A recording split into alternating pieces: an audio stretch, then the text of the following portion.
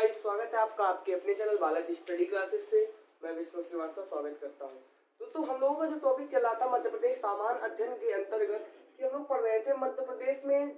हम लोग पठार कंप्लीट कर चुके थे, जितने पठार थे बघेलखंड का पठार तक। तो आज का हम लोगों का जो टॉपिक होने वाला है वो होने वाला है मध्य प्रदेश का नदी तंत्र। अब नदी तंत्र एक अपने आप में बहुत बड़ा क्वेश्चन उठता है नदी तंत्र से। नदी तंत्र के बारे में कि कौन सी नदी कहाँ फ्लो होती, कहाँ बहती है और किस कहाँ पे जाती है, कहाँ पे अपना मुहाना बनाती है, कौन सी नदी बीहड़ का निर्माण करती है, कौन सी नदी बीहड़ एस्चुरी बनाती है, कौन सा डेल्टा बनाती है। ऐसे बहुत सारे क्वेश्चन जो होते हैं नदी तंत्र से पूछे जाते हैं। तो नदी तंत्र से क्वेश्चन पूछे जाते हैं। तो नदी तंत्र को मैंने बताया था सबसे अच्छी क्या कि सबसे महत्वपूर्ण नदी तंत्र के बारे में हम लोग बात करेंगे आज चंबल नदी तंत्र के बारे में। कौन सी नदी? चंबल नदी। तो चंबल नदी तंत्र के बारे में तो चंबल नदी के थोड़ा सा जानते हैं कि चंबल नदी की यमुना की सहायक नदी है। अब चंबल नदी जब यमुना की सहायक नदी है तो इसकी लंबाई कितनी है? तो इसकी लंबाई 965 किलोमीटर यानी 965 किलोमीटर। तो एक काम करते हैं हम लोग बनाते हैं। अब एक काम करते हैं कि हम लोग नदी को फ्लो करते हुए ले चलते हैं कि कौन किस जिले में होके जाती है। तो ऐसा अगर हम लोग चार्ट से पढ़ेंगे, मैप से बना के पढ़ेंगे तो ऐसा रहेगा कि हम लोगों को नदी भूलेंगे नहीं कि कौन सी जिला कौन से। अगर हम लोग ऐसे डायरेक्ट वन लाइनर लिखा देंगे लिखाने में मुझे भी आसानी रहेगी और आपको लिखने में भी आसानी रहेगी। तो ऐसा करते हैं हम लोग कि बनाते हुए डायग्राम चलते कि कौन सी नदी किस जिले में प्रवाहित होती, कहाँ से निकलती, कौन सा प्रपात बना हुआ है, कौन सा क्या बना हुआ है। तो ऐसे हम लोगों को आराम भी रहेगा। और फिर जो की पॉइंट होंगे, जो चित्र के की पॉइंट होंगे, मैं साफ करके फिर आपको की पॉइंट दिखा दूंगा। आपका चंबल नदी तंत्र तैयार होगा। सारी नदी तंत्र हम लोग ऐसे ही पढ़ने वाले हैं। तो सबसे पहले हम लोग चलो शुरू करते हैं अपना टॉपिक चंबल नदी तंत्र के बारे में। तो मतलब डालेंगे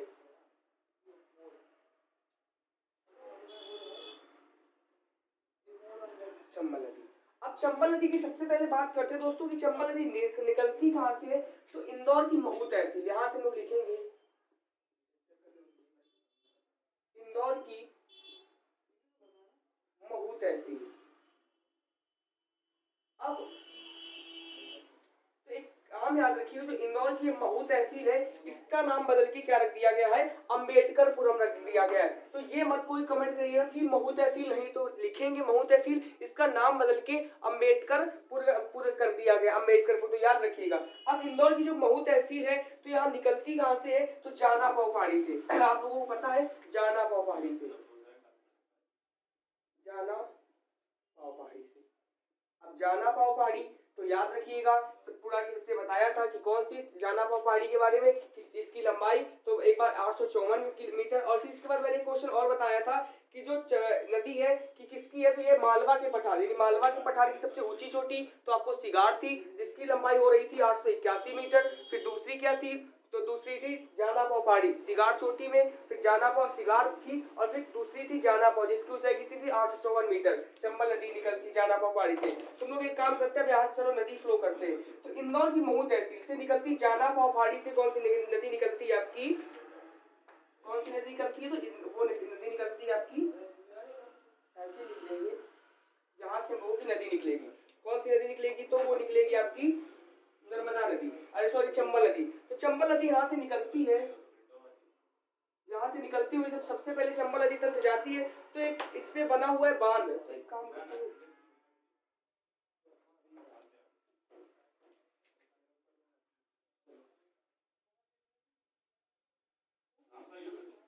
तो यहाँ बना हुआ है एक, सबसे पहले जब पहुंचती है तो धार मिलता है उसको, एक जिला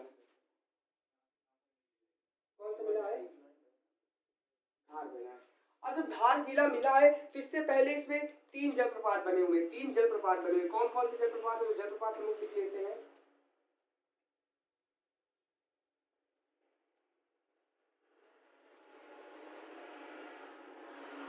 एक जलप्रपात आपको बना झाड़ी दहा जलप्रपात,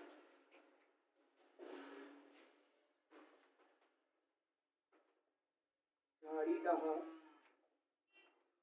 जलप्रपात एक बना आपका झाड़ी दहा जलप्रपात। फिर दूसरा आपका जलप्रपात बना है, तिनचाफल जलप्रपात।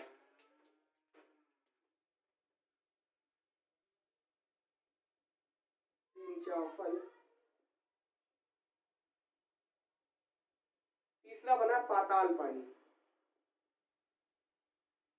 पाताल पानी।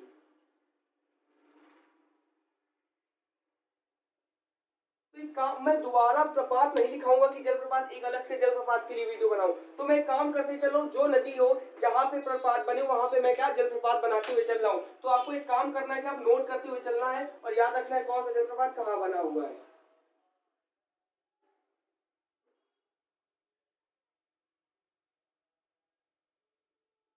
ठीक है, धार जिला मिला। अब जब धार जिला से आगे बढ़े तो आगे हम लोगों को मिला जिला रतलाम मिला।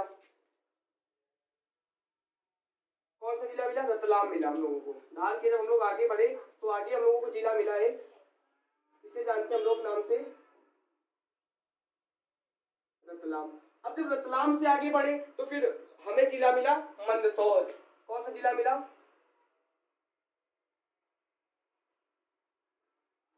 मंदसौर जिला मिला।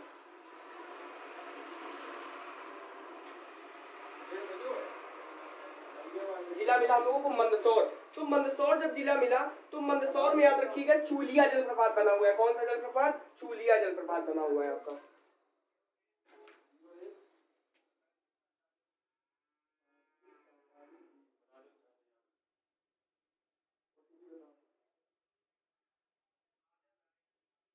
चूलिया जलप्रपात कहाँ बना हुआ? मंदसौर में आपका चूलिया जलप्रपात बना हुआ है। अब जब मंदसौर में चूलिया जलप्रपात बना हुआ है तो फिर इससे आगे जब हम लोग चलेंगे तो आगे आपको क्या मिलेगा? नीमच मिलने वाला है। क्या मिलने वाला? नीमच।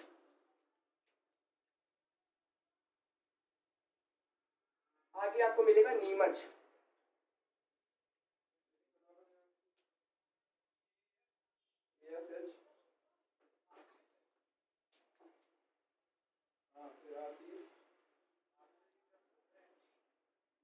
अब नीमच में एक बांध बना हुआ है आपका, जिसे हम लोग जानते हैं गांधी सागर बांध के नाम से। कौन सा बांध बना हुआ है नीमच के मंदसौर के बीच में? तो जिसे हम लोग जानते हैं गांधी सागर बांध के नाम से।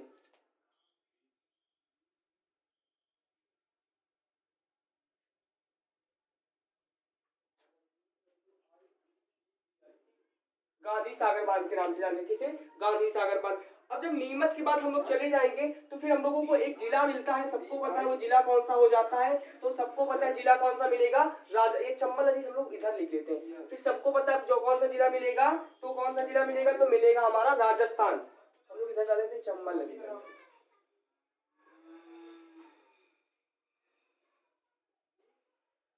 कौन सा जिला मिला आपको? मिला आपका मिला राजस्थान। तो हम ऊपर से लिख लेते हैं राजस्थान।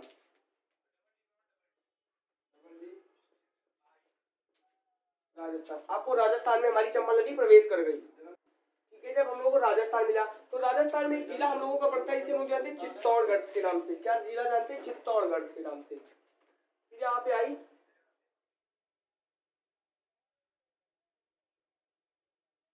चित्तौड़गढ़। अगर चित्तौड़गढ़ में आई तो चित्तौड़गढ़ में एक बांध बना हुआ है जिसे हम लोग जानते हैं, देखो ये आपको पता है चंबल नदी तीन बांधों का निर्माण करती है। राजस्थान, मध्य प्रदेश में गांधी सागर, और जो राजस्थान में कौन कौन से? तो राजस्थान में जवाहर सागर और राणा सागर। तो तो चित्तौड़गढ़ में जो बना हुआ है आपका, तो बना हुआ है राणा सागर बांध। क्वेश्चन फिर आपका पूछा जाता है कि राजस्थान में राणा सागर बांध कहाँ बना हुआ है? तो चित्तौड़गढ़ के पास बना हुआ है। तो लोग लिखेंगे कौन सा बांध? राणा सागर। राणा सागर बांध, राणा सागर। अब चित्तौड़गढ़ के बाद जब आगे जाती तो आगे आपको एक जिला मिलता है कोटा। कौन सा जिला मिलता है? तो कोटा मिलता है।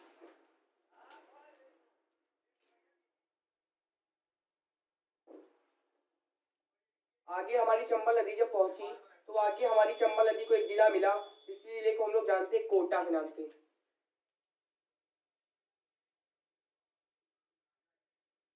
जब हमारी नदी कोटा, मतलब अभी हम लोग अब हम लोग मध्य प्रदेश में नहीं चल रहे, हम लोग राजस्थान में चल रहे हैं। यहाँ से कहाँ से? राजस्थान से, चित्तौड़गढ़ से। जब लोग कोटा पहुंचे, कोटे जिले में, तो यहाँ पे बना हुआ है, यहाँ पे बना हुआ है कोटा में राणा सागर हो गया, गांधी सागर, जवाहर सागर बांध बना हुआ है। कौन सा? जवाहर सागर।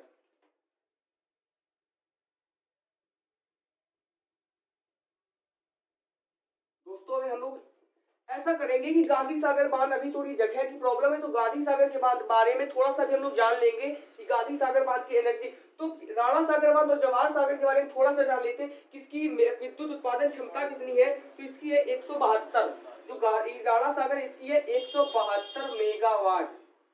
इसकी राणा सागर बांध की जो विद्युत उत्पादन क्षमता है वो 172 मेगावाट है, और जो जवाहर सागर की है वो कितनी है 99 मेगावाट। तो याद रखना 99 मेगावाट।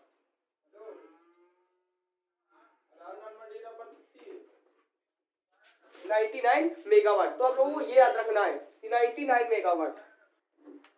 अगला जिला हम लोगों को मिलता है कोटा के बाद श्योपुर। श्योपुर के बाद फिर कौन सा आता है आपको पता है, मुरैना।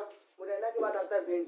भिंड के बाद फिर हमारी नदी चली जाती है यूपी में। तो सबसे पहले हम लोग जानते हैं कोटा। कोटा के बाद हम लोगों को अगला जिला कौन सा मिलता है, तो अगला जिला मिलता है श्योपुर। हम लोग ऐसा कर लेते हैं, ऐसे बना लेते हैं। श्योपुर के बाद चली जाती है हमारी यूपी में।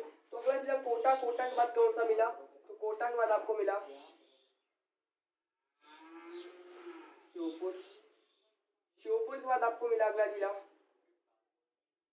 मुरैना। मुरैना के बाद आपको मिला अगला मिला भिंड। के बाद हमारी नदी जो है, हमारी नदी कहाँ चली जाती है, यूपी में चली जाती है। तो एक क्वेश्चन हमारा फिर बना, एक क्वेश्चन यमुना में फिर जाके कहाँ मिल जाती है, जाके तो यमुना नदी इटावा में चली जाती है। तो फिर इटावा में हमारी नदी मिल जाती है जाके इटावा में यमुना नदी से।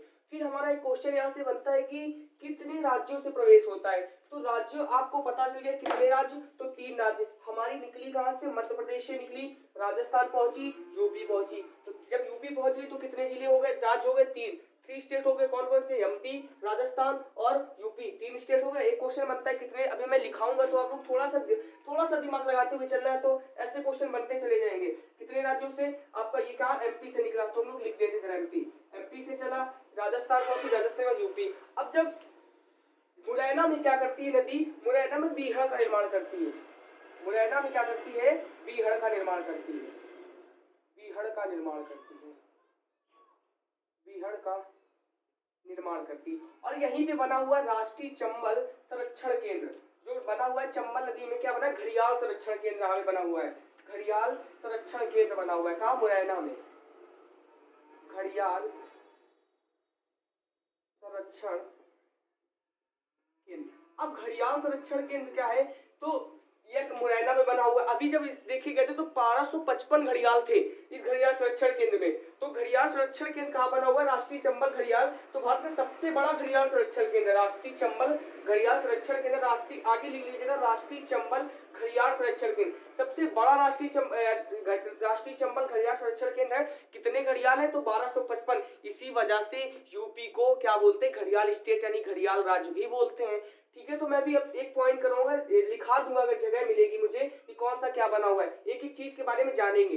तो घड़ियाल संरक्षण केंद्र। अब जब घड़ियाल संरक्षण केंद्र हुआ तो फिर एक नदी मिलती है जाके नौनेरा में, यहां से निकलती हमारी कौन सी नदी निकलती है, हमारी एक नदी निकलती है इंदौर की काकरीबाड़ी तहसील से। कौन सी, इंदौर की काकरीबाड़ी तहसील, इंदौर की काकरीबाड़ी तहसील, इंदौर की काकरी बाड़ी तहसील से। कौन सी, इंदौर की काकरीबाड़ी तहसील से हमारी निकलती है नदी क्षिप्रा नदी। कौन सी नदी निकलती है, क्षिप्रा नदी निकलती है हमारी।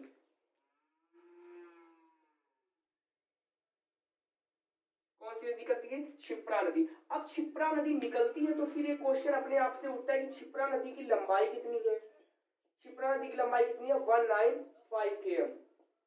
क्षिप्रा नदी इसकी सहायक नदी है। अब यहाँ से क्षिप्रा नदी निकली तो लेकिन कोटा से क्या हुई कि निकली और यहाँ से चली हुई जाती हुई गई। अब जब यहाँ से जाती हुई चली जाती है तो फिर एक राम घाट पड़ता है उज्जैन में। कौन सा पड़ता है, उज्जैन में आपका पड़ता है राम घाट। क्या पड़ता है, उज्जैन में मिलता है आपका राम घाट। क्या मिलता है, उज्जैन में राम घाट, जहां पे 12 वर्ष में क्या मिलता है, उज्जैन। आपको एक जिला मिलता है, हम लिख लेंगे जिले का नाम। जिले का नाम हमारा हो रहा है उज्जैन। जिले का नाम क्या हो रहा है, उज्जैन हो रहा है हमारा। जिले का नाम क्या हो रहा है, उज्जैन हो रहा है। उज्जैन, जिले का नाम उज्जैन हुआ। अब जब जिले का नाम उज्जैन हुआ तो यहाँ पे बना क्या है हमारा, हम लोग इस प्रकार से बना लेंगे।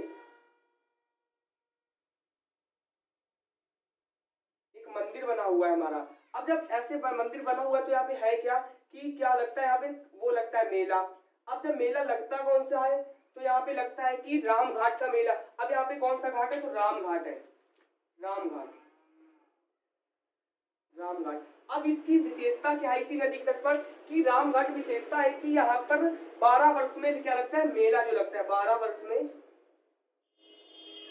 कुंभ मेला। आपको पता है कि कुंभ मेला कहाँ लगते हैं, 4 जगह लगते हैं, हरिद्वार, नासिक और इलाहाबाद और कहाँ पे, उज्जैन में। तो 4 जगह 12 वर्ष में कुंभ मेला लगता है राम घाट में। तो याद रखना किस नदी के तट पर, क्षिप्रा नदी के तट पर, उज्जैन। क्वेश्चन उठता है कि उज्जैन किस नदी के तट पर बसा हुआ है, तो क्षिप्रा नदी के तट पर उठता है। फिर ये क्वेश्चन आपका अपने आप से तैयार होता है कि चित्तौड़गढ़ से यानी शिवना नदी निकलती है, यहाँ से एक नदी निकलती हुई आती है आपकी, एक नदी आती हुई आपकी यहाँ से चली जाती है बिल्कुल मंदसौर, शिवना नदी। कौन सी नदी, इस नदी को हम लोग नाम देते हैं शिवना नदी, शिवना नदी। आपका क्वेश्चन व्यापक में पूछा भी गया था कि मंदसौर किस नदी के तट पर बसा हुआ है, तो आपको याद रखना है जो आपका मंदसौर है वो शिवना नदी के तट पर बसा हुआ है, जो आपका मंदसौर है वो शिवना नदी के तट पर बसा है, शिवना नदी के तट पर बसा है। आपका क्वेश्चन व्यापक में पूछा गया था तो मैंने सोचा बता दूं कि जो आपका चित्तौड़गढ़ के पास से निकलती शिवना नदी वो कहाँ पे, तो मंदसौर में क्या हुआ कि आपका शिवना नदी मंदसौर के तट पर बसी हुई है। फिर एक क्वेश्चन आपका उठता है,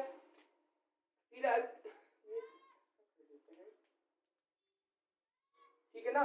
तो फिर 12 वर्ष में क्या होती कि जो कुंभ मेला टॉपिक पे आते हैं, फिर ये चली जाती यहाँ पे, चली जाके मिलती है जाके यहाँ पे। अब जब यहाँ पे मिलती है तो इस जगह पे मिलता, नौनेरा नामक जगह पर मिलती है। कहाँ पे, नौनेरा नामक जगह पे हमारी नदी मिलती है। कौन सी, तो वो मिलती है, वो नदी मिलती क्षिप्रा नदी। क्षिप्रा नदी थोड़ा सा गलत मैंने कर दिया कि घुमा दिया, ये कोटा के पास इधर जाके मिलती है जाके, तो माफ करिएगा, ऐसे चली जाती है, ये इधर मिलती है कोटा के पास। तो ये कौन सी नदी हुई हमारी, इंदौर। क्योंकि मैप में अगर हम लोग देखेंगे तो इंदौर इधर पड़ता है ना, तो ये मिलती है जाके, तो माफ करिएगा।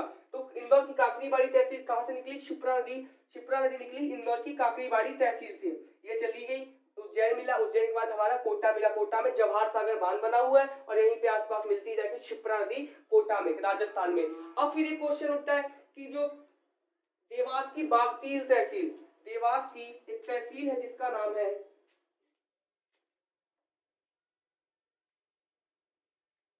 देवास की बागली तहसील, बागली तहसील। अब जो देवास की बागली तहसील है तो यहाँ से क्या इसकी विशेषता है देवास की बागली तहसील की, तो यहाँ से निकलती है हमारी नदी काली सिंध नदी। कौन सी निकलती है, काली सिंध नदी, काली सिंध नदी निकलती है। कौन सी नदी निकलती, काली सिंध नदी, काली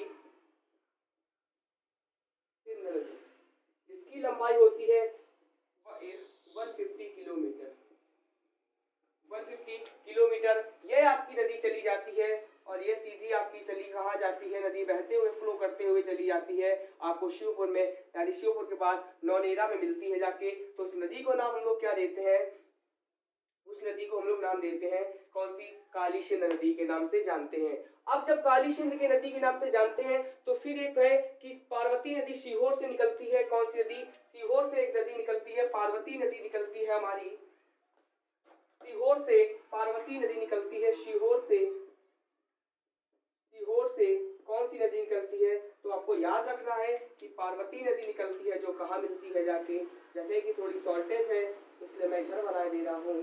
पार्वती नदी निकलती है जाके, तो वो आपकी मिलती है जाके कहाँ पे, यह आपकी नदी निकलती है और यह मिलती है जाके यहाँ पे। तो इस जगह को जहाँ ये नदियाँ मिलती हैं उसे हम लोग नाम देते हैं नौनेरा के नाम से जानते हैं, नौनेरा में मिलती है जाके कौन सी नदी, तो ये आपकी है कि पार्वती नदी और काली सिंध नदी। अब जब पार्वती और काली सिंध नदी जाती है फिर क्या हुआ कि अब हम थोड़ा सा और जान लेते हैं कि जो इसकी विशेषताएं जान लेते हैं। आपको नदी तो पढ़ ली, अब थोड़ी इसकी हम लोग विशेषताएं जान लेते हैं, इसकी विशेषताएं क्या है। तो आप लोग एक काम करिएगा, मैं इधर लिखे दे रहा हूँ इनकी विशेषताओं को, तो आप लोग थोड़ा एडजस्ट कर लीजिएगा। हम लोग इसकी विशेषताएं जानेंगे, क्या इसकी विशेषताएं हैं, इसकी विशेषताएं। तो चंबल नदी तंत्र पढ़ रहे हैं तो चंबल नदी तंत्र की हम लोग विशेषताएं बताएंगे कि इसकी लंबाई, सबसे पहले चंबल नदी तंत्र की जानेंगे कि इसकी लंबाई कितनी होती है। लंबाई तो सबको पता है, इसकी लंबाई होती है 965 किलोमीटर, कितनी होती है 965 किलोमीटर। 96 यह एमपी की उत्तरी सीमा का निर्धारण करती है। एमपी की कौन सी, तो एमपी की उत्तरी सीमा का निर्धारण करती है। एक पॉइंट आपका ये बना, उत्तरी सीमा का निर्धारण करती है हमारी जो चंबल नदी तंत्र है, निर्धारण किसका, एमपी का, एमपी की उत्तरी सीमा का निर्धारण करती है। फिर हमारा एक अगला पॉइंट बनता है कि कितने राज्यों में फ्लो होती है, तो 3 राज्यों में बहती है। 3 राज्य कौन कौन से हैं, 3 राज्य में बहती है। 3 राज्य कौन कौन से हैं, तो अभी मैंने आपको बताया कि हमारा एक प्रदेश जो अपना प्रदेश किस नाम से जानते हैं, तो मध्य प्रदेश के नाम से जानते हैं, एमपी में जाती है। एमपी के बाद हमारी प्रवेश करती है राजस्थान में। राजस्थान के बाद जो सबसे अधिक जनसंख्या वाला राज्य है जिसे हम लोग जानते हैं किस नाम से, तो अपना यूपी जो उत्तर प्रदेश के नाम से जानते हैं, तो कहाँ प्रवेश करती है, उत्तर प्रदेश में।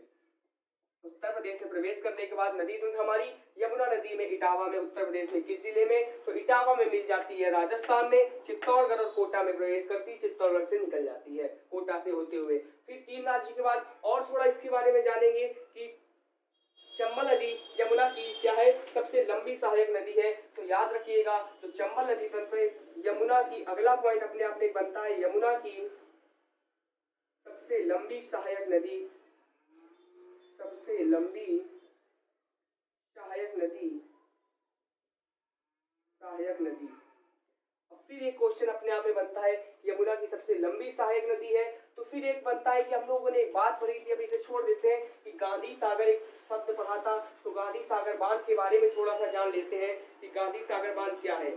अब क्षिप्रा नदी, इसे जो क्षिप्रा नदी है, एक बात बता दूं कि जो क्षिप्रा नदी, इसे मालवा की गंगा भी कहते हैं। तो मैंने बताया था इसे मालवा की गंगा भी कहते हैं, किस नाम से जानते हैं, तो क्षिप्रा नदी है, इसे हम लोग जानते हैं मालवा की गंगा के नाम से। तो आपको पता है, मैंने बताया भी था, मालवा की गंगा,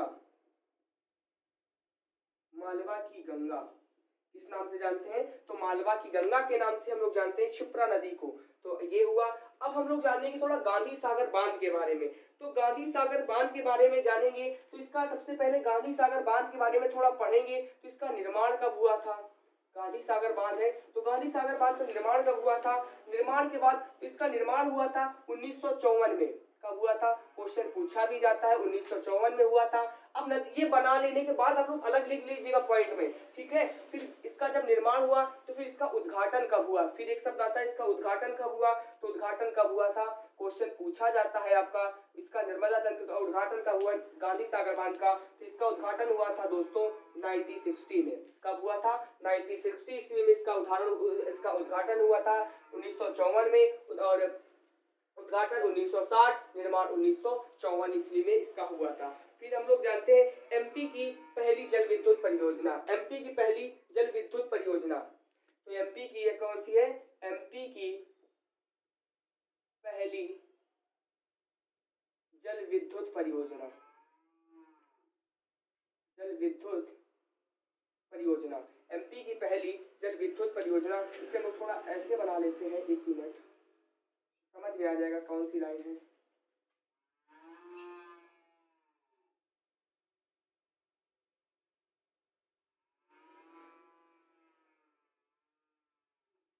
एमपी की पहली जल विद्युत परियोजना, ये आपका यहाँ से अलग है, तो हम यहाँ से विशेषताएं पढ़ रहे थे, तो एक काम करते हैं, ये आपकी विशेषताएं कहाँ से अलग है, तो ये आपका अल्फा में दिखा रहे, ठीक है ना।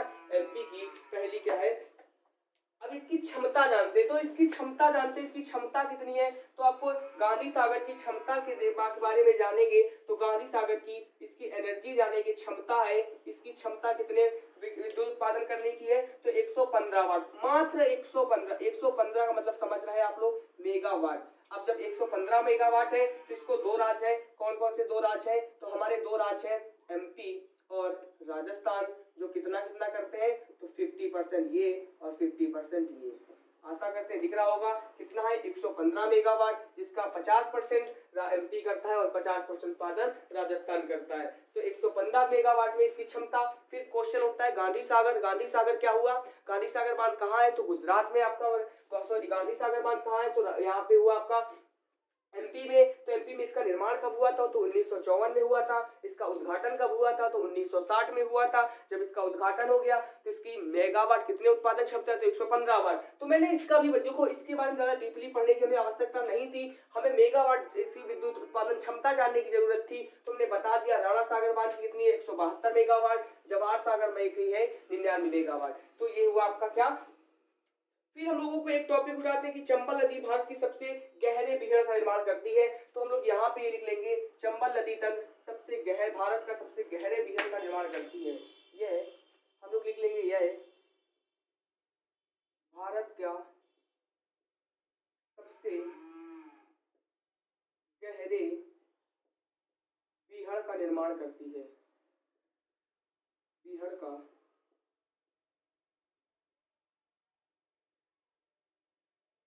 यह भारत की सबसे गहरे बीहड़ का निर्माण करती है। तो जिस को जानते हैं हम लोग चंबल के नाम से, कौन सी नदी? चंबल नदी के तंत्र के नाम से जानते हैं। अब जो घड़ियाल संरक्षण केंद्र है, तो राष्ट्रीय चंबल भारत का सबसे बड़ा घड़ियाल संरक्षण केंद्र है। राष्ट्रीय चंबल हम लोग लिखेंगे इसे राष्ट्रीय चंबल घड़ियाल संरक्षण केंद्र कहाँ बना हुआ है? मुरैना में। भारत का सबसे बड़ा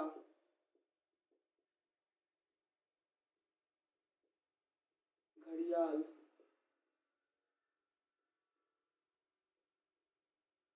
केंद्र है।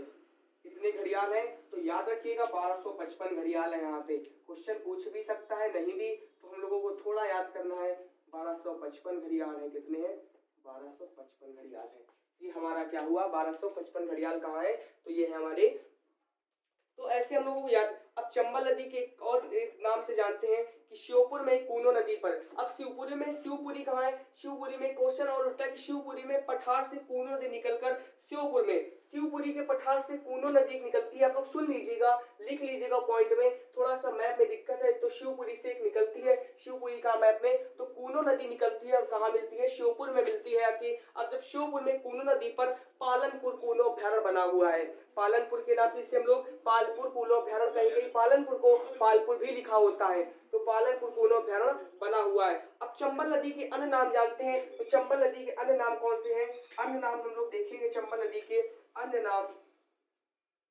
अन्य नाम है इसकी चरमावती और धर्मावती। क्या नाम है? चरमावती और धर्मावती।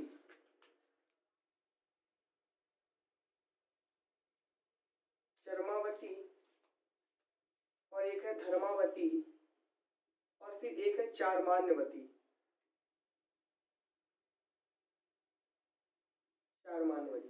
तो आप लोगों को बस एक चीज लिखना है कि शिवपुरी से कौन सी नदी? कूनो नदी निकलती है और कहाँ पे मिलती है? जाके श्योपुर में। तो हम लोग बना देते, लेकिन थोड़ा सा जगह की शॉर्टेज है, तो आप लोग लिख लीजिएगा शिवपुरी से कूनो नदी निकलती है और श्योपुर में मिलती है जाके। और यहाँ पे बना हुआ है क्या? तो आपको पता है कि पालनपुर, श्योपुर में कूनो नदी पर ही पालनपुर कूनो अभ्यारण्य बना हुआ है, जिसे पालनपुर कूनो अभ्यारण्य में कहीं कहीं पालपुर कूनो अभ्यारण्य भी लिखा होता है। तो आप लोगों को ये करना है। एक बार मैं फिर आपको बता देता हूँ पूरा चित्र समझा के, तो समझ में आ जाएगा, ठीक है ना।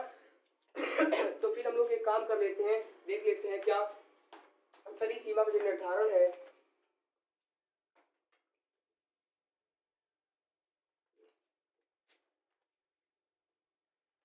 अब हम लोग देखते हैं आगे इसका क्या कि राजस्थान में क्या मध्य प्रदेश सामान्य अध्ययन के नदी तंत्र के बारे में देखेंगे। तो सबसे पहले हमारी नदी निकलती कहाँ से? क्वेश्चन। अब हम लोग क्वेश्चन इससे बनाते हैं, जो हम लोग बना तो दिया इससे क्वेश्चन। तो आप लोगों को ज्यादा दिख रहा होगा, लेकिन ज्यादा कुछ है नहीं, समझना है। तो सबसे पहले हम लोग निकलते हैं कि देखते हैं कि निकलती। हाँ, तो एक चीज और लिखेंगे, जो कमेंट आप लोग करेंगे कि महू, इसका नाम बदल के क्या लिख दिया गया? अम्बेडकरपुर तहसील। अम्बेडकरपुर, जो ये नदी महू है, इंदौर की महू तहसील का नाम बदल के अम्बेडकरपुर तहसील कर दिया गया है। तो फिर एक क्वेश्चन अपने आप में खड़ा होता है कि चलो निकलती कहां से है? तो इंदौर की महू तहसील की जाना पाव पहाड़ी। जाना पाव पहाड़ी तो आपको पता है 851 मीटर इसकी ऊंचाई है। तो अब जब 851 मीटर ऊंचाई है, तो निकलती कहां से? जाना पाव पहाड़ी से हमारी नदी निकली। अब हमारी नदी निकली तो फिर एक काम करते, जब हमारी नदी निकली तो हमारी नदी अगला जिला मिला धार। धार के पहले 3 जलप्रपात बने हुए हैं। कौन कौन से? झाड़ीदहा जलप्रपात, पिंचाफल जलप्रपात और पाताल पानी जलप्रपात। अब जब 3 जलप्रपात मिले बने हुए, फिर इसके बाद हमारा जिला मिला धार, धार के जो आगे बढ़ी तो हमारा जिला मिला रतलाम। फिर क्वेश्चन कितने जिले, तो 1 2 3 4 मध्य प्रदेश के 4 जिले, 4 ये, और फिर श्योपुर 5 6 7 जिलों से, मध्य प्रदेश के कितने जिलों से बहती, 7 जिलों से, राजस्थान के 2 जिलों से, फिर आगे यूपी में चली जाती है अपना। तो फिर हम लोग आगे देखते हैं रतलाम, रतलाम में पहुंची, फिर रतलाम के पास क्या पहुंची, रतलाम में मंदसौर बसा हुआ है आपका, ये मंदसौर मंदसौर में पहुंची। फिर मंदसौर चित्तौड़गढ़ से एक नदी चली आती है शिवना नदी, जो मंदसौर किस नदी के तट पर बसा हुआ है, तो शिवना नदी के तट पर बसा हुआ है। तो मंदसौर रतलाम के बीच में मंदसौर में एक जलप्रपात बना हुआ है जिसे हम लोग जानते हैं चूलिया जलप्रपात के नाम से। जब चूलिया जलप्रपात के नाम से, फिर इसके बाद आगे बढ़े तो एक गांधी सागर बांध बना हुआ है, और फिर गांधी सागर बांध की विशेषता देखेंगे कि एमपी की सबसे पहली विद्युत परियोजना, इसका उद्घाटन कब हुआ, इसका निर्माण कब हुआ, तो इसका निर्माण हुआ था 1954 में, और इसका उद्घाटन कब हुआ तो 1960 ईस्वी में। इसकी विद्युत उत्पादन क्षमता कितनी है, तो 115 मेगावाट है। अब जब 115 मेगावाट है तो 50% यूज इसका राजस्थान करता है, 50% इसका यूज कौन करता है, हमारा एमपी करता है, प्रदेश करता है। फिर आगे बढ़े तो एक जिला मिला नीमच, नीमच जिला मिला। तो जब नीमच जिला मिला तो नीमच के बाद क्या हुआ, फिर आगे बढ़े तो हमारा राजस्थान में हम प्रवेश कर गए। बहुत अच्छा लगा, राजस्थान में हमने क्या किया, प्रवेश किया। अब जब राजस्थान में प्रवेश किया तो एक जिला मिला चित्तौड़गढ़, चित्तौड़गढ़ में बना है राणा सागर बांध। कौन से, राणा सागर। क्वेश्चन ना याद हो तो आपको याद ऐसे करना है कि चित्तौड़गढ़, तो चित्तौड़ मतलब ज्यादा राजा वैसे का नाम आ रहा है, जो चित्तौड़ मतलब राणा, राणा चित्तौड़, तो बस वैसे में याद करना है। चित्तौड़गढ़ में राणा सागर बांध बना हुआ है, और मंदसौर में कौन से बना हुआ है, एमपी में तो जवाहर सागर बना हुआ है, गांधी सागर। फिर इसके बाद हमारा आगे जिला मिला कोटा। अब जब कोटा में पहुंचे तो कोटा में बना हुआ है जवाहर सागर बांध। राणा सागर की 172 मेगावाट, जवाहर सागर की 99 मेगावाट विद्युत उत्पादन क्षमता। फिर नौनेरा के बाद राजस्थान के बाद पहुंची, राजस्थान के बाद फिर पहुंची। इसका मतलब ये है कि हम लोग एक छोटा सा मैप बना देते हैं कि किस प्रकार से होती है, अगर ना समझ में आया हो आपको तो एक चीज देखते हैं हम लोग कि इधर लिख लेते हैं।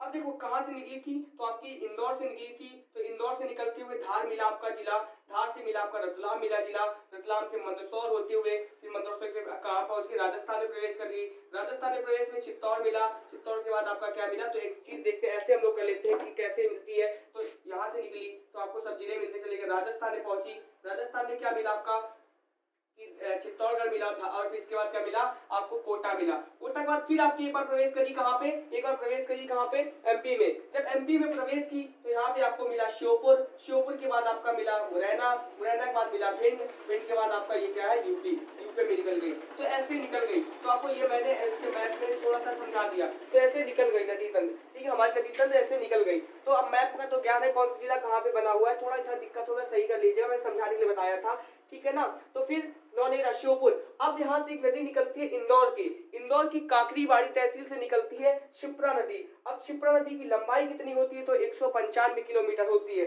शिप्रा नदी की लंबाई कितनी होती है, तो 195 किलोमीटर होती है। अब फिर यहाँ से शिप्रा नदी निकलती है, तो जिसे शिप्रा नदी को हम लोग बोलते हैं मालवा की गंगा के नाम से। किस नाम से जानते हैं, मालवा की गंगा के नाम से जानते हैं। हमारी नदी निकली, अब एक जिला मिला, उसे उज्जैन जिला मिला। अब जब उज्जैन जिला मिला तो उज्जैन जिले में क्या है कि उज्जैन जिला किस महाकाल की नगरी के नाम से प्रसिद्ध है। महाकाल कौन सा, कि वहां के राजा कौन है, तो महाकाल है। तो आप लोग पढ़े जानते होंगे थोड़ा सा महाकाल के बारे में। तो महाकाल की नगरी उज्जैन नगरी, ठीक है ना। तो उज्जैन में सबसे ज्यादा क्या होता है, तो गेहूं होता है, आपको याद रखिएगा, गेहूं चावल, ठीक, गेहूं। तो फिर हम लोग बात करते हैं कि जो रामघाट हुआ, यहाँ पे उज्जैन में रामघाट में 12 वर्ष की उम्र क्या लगता है, कुंभ मेला। तो रामघाट किस नदी के तट पर बसा है, शिप्रा नदी, और उज्जैन किस नदी के तट पर बसा है, तो शिप्रा नदी के तट पर। फिर हमारी चली गई तो ये राजस्थान में नदी हमारी मिलती है जाके राजस्थान के कोटा में कौन सी नदी, क्षिप्रा नदी। फिर हम लोग आगे जानते हैं कि देवास की बागली तहसील से कालीसिंध नदी निकलती है। देवास की बागली तहसील से कालीसिंध नदी निकलती है, जिसकी लंबाई कितनी होती है तो 150 किलोमीटर होती है, जो सीधी हमारी नदी चली जाती है नौनेरा नामक स्थान में मिलती है, श्योपुर कोटा के बीच में। यह है कहाँ पे तो यूपी में, एमपी में, कौन सा है सॉरी एमपी में। फिर एक बात हम लोग जानते हैं कि सीहोर से पार्वती नदी निकलती है। पार्वती नदी निकलते हुए कहाँ जाती है तो नौनेरा है आपका, नौनेरा, ठीक है, नौनेरा में मिलती है जाके। और फिर इसके बाद आपका श्योपुर, मुरैना की बात करें तो सबसे ज्यादा बीहड़ का। अब आप लोग बीहड़ का मतलब जानते हैं तो बीहड़ का हम लोग अगली वीडियो में सबसे पहले बीहड़ पर बात कर लेंगे। बीहड़ वास्तव में होता क्या है, थोड़ा सा चित्र के माध्यम से बीहड़ देखेंगे तो आपको समझ में आ जाएगा बीहड़ का मतलब क्या होता है, ठीक है। वैसे फिर इसके बाद क्या है घड़ियाल संरक्षण केंद्र। अब मुरैना में घड़ियाल संरक्षण राष्ट्रीय चंबल घड़ियाल संरक्षण केंद्र बना हुआ है दोस्तों। राष्ट्रीय चंबल घड़ियाल संरक्षण केंद्र का मतलब क्या होता है कि इसका मतलब है कि यहाँ पे घड़ियालों को संरक्षण दिया गया है, घड़ियालों को संरक्षण दिया गया है। यहाँ पे घड़ियाल कितने हैं तो कितने 1255 घड़ियाल है। ये एमपी का बात करें कि एमपी तो दूर कि ये भारत का सबसे बड़ा घड़ियाल संरक्षण केंद्र है और इसीलिए इसे हम लोग जानते हैं एमपी को सोया राज्य के नाम से तो जानते हैं, इसलिए इसे घड़ियाल संरक्षण केंद्र के नाम से भी हम लोग जानते हैं। तो जानते किसे एमपी को। कितने घड़ियाल है 1255। अब ये हुई आपकी। फिर श्योपुर से कूनो नदी, शिवपुरी से कूनो नदी। अब देखो मैं यहाँ पे आपको बता देता हूँ तो आप लोग समझ जाइएगा थोड़ा। शिवपुरी आपका ये है, शिवपुरी मैंने माना शिवपुरी से एक नदी निकलती है कूनो नदी। तो एक काम करते हैं लोग, अगर ना समझ, शिवपुरी से आपका निकलती है कूनो नदी निकलती है। कूनो नदी मिलती है जाके कहाँ पे श्योपुर में मिलती है। श्योपुर में जब मिलती है कूनो नदी तो जब कूनो नदी मिलती है तो यहाँ पे बना क्या हुआ है तो एक काम करते हैं हम लोग इधर लिख लेते हैं कि कौन सी पालनपुर कूनो अभ्यारण्य, कूनो अभ्यारण्य इस नदी के तट पर बसा हुआ है। तो कूनो नदी के तट पर बसा हुआ है, कूनो नदी पर बना है। ये मिलती कहाँ है जाके तो कहाँ पे मिलती है जाके तो श्योपुर में मिलती है जाके, श्योपुर में। अब कूनो नदी निकलती कहाँ से, कूनो नदी तो निकलती कहाँ से शिवपुरी से। जगह की थोड़ी शॉर्टेज थी इसलिए बना दिया। अब फिर क्या हुआ यहाँ से निकलती तो हम लोग इधर देख लिए शिवपुरी आपका, ये शिवपुरी ऐसा जिला है जो राजस्थान से भी सीमा बनाता है, यूपी से भी बनाता है। अब यहाँ से निकली कूनो नदी आपका कहाँ मिली जाके श्योपुर। ये कौन सी नदी है तो ये नदी आपकी कूनो नदी। अब ये आपकी कूनो नदी है तो ये मिली कहाँ जाके, ये आपका क्या पड़ता है सॉरी मुरैना, गलती हो गई क्या, ये तो मुरैना है तो ये मिली जाके निकली श्योपुर में। अब जब श्योपुर में मिली तो यहाँ पे बना क्या हुआ है कि यहाँ पे पालनपुर कूनो अभ्यारण्य बना हुआ है। क्या बना हुआ है पालनपुर कूनो अभ्यारण्य बना हुआ है। जब पालनपुर कूनो अभ्यारण्य बना हुआ है तो फिर एक क्वेश्चन कि जो पालनपुर कूनो अभ्यारण्य है कहाँ पे तो ये आपका है कहाँ पे शिवपुर में कूनो नदी के तट पर हुआ है। अब पालनपुर कूनो अभ्यारण्य में होता क्या है तो इसमें एशियाई बब्बर को संरक्षण दिया जाता है। इसमें क्या होता है तो क्वेश्चन पूछा जाएगा एशियाई बब्बर को संरक्षण किसमें दिया जाता है तो पालनपुर कूनो अभ्यारण्य में एशियाई बब्बर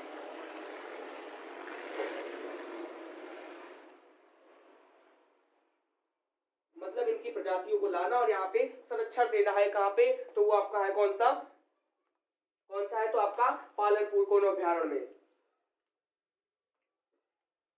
अब पालनपुर कूनो अभ्यारण्य के बाद फिर इसके बाद बात करते हैं हम लोग कि फिर हम लोग आते हैं कि ये समझ में आ गया। फिर हम लोग इसकी विशेषताएं देखेंगे कि हमारी जो नदी तंत्र है इसकी लंबाई कितनी होती है तो 965 किलोमीटर होती है। अब जब 965 किलोमीटर होती है तो तीन राज्य कौन कौन से तो तीन राज्य हम लोगों को जिले भी पता चल गए 7 जिले।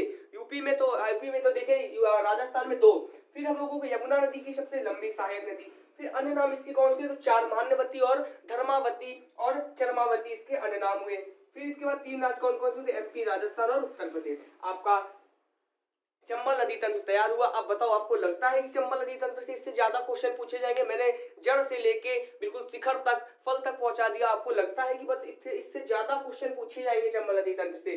बिल्कुल नहीं पूछे जाएंगे। अब हम लोग इसके बाद अगली नदी पढ़ेंगे जिससे हम लोग जानते हैं नर्मदा नदी, जिसे शिव की पुत्री भी कहा जाता है। क्या कहा जाता है? शिव की पुत्री भी कहा जाता है, जिसकी लंबाई 1312 किलोमीटर है। सबसे ज्यादा कहाँ पे? एमपी में सबसे ज्यादा 90% मानी जाती है 10 से 70 किलोमीटर। गुजरात में है 161 किलोमीटर, जो गुजरात की सबसे लंबी नदी के नाम से जाना जाता है। इसे हम लोग जानते हैं नर्मदा नदी तंत्र के। निकलती कहाँ कहाँ से है, तो आपको पता है कि यूपी के एमपी के अनूपपुर जिले से निकलती है, अनूपपुर अमरकंटक पहाड़ी से, जिसे हम लोग जानते हैं सोन नदी, नर्मदा नदी और महानदी के नाम से 3 नदियां निकलती हैं। फिर आपका एक क्वेश्चन पूछा गया था, ऐसी कौन सी नदी है जो एक स्थान से निकलती है लेकिन 2 अलग अलग दिशाओं में जाती है, तो आपको पता होगा कौन सी नदी है। सोन नदी उत्तर में चली जाती, पश्चिम में गुजरात में चली जाती, नर्मदा नदी महानदी इधर उड़ीसा में जाके बंगाल की खाड़ी, वे ऑफ बंगाल की खाड़ी में मिल जाती है जाके। तो फिर मैंने आपको मैप से भी बता दिया, अब आपको मैप की जगह थोड़ी शॉर्टेज थी इसलिए मैप से बता दिया। अब हम लोग अगली नदी के तंत्र के बारे में पढ़ेंगे, नर्मदा नदी तंत्र के बारे में। तो आपको चैनल को लाइक करें, सब्सक्राइब करें एंड बेल आइकन दबाना ना भूलें। Take care, thank you.